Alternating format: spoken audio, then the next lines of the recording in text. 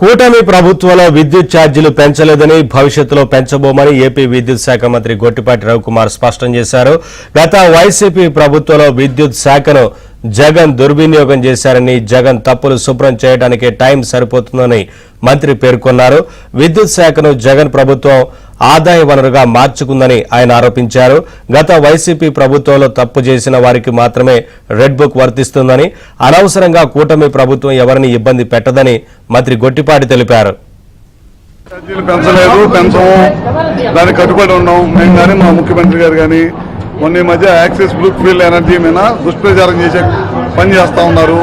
పదే పదే ప్రభుత్వం మీద బురదల్లే పని చేస్తూ ఉన్నాడు. జగన్మోహన్ రెడ్డి తప్పులన్నీ కూడా ఇప్పటికి కూడా మాకు ఇంకా దాన్ని శుభ్రం చేయడానికే టైం సరిపోతుంది. జగన్మోహన్ రెడ్డి ప్రభుత్వాన్ని ఒక ఆదాయ వనరుగా విద్యుత్ శాఖను వాడుకుంది. మా ప్రభుత్వం కరెంట్ ఛార్జీలు పెంచకూడదు, ప్రజలకు ఉపయోగపడాలి, నాణ్యమైన విద్యుత్ ఇవ్వాలనే దశగా పనిచేస్తున్నాము.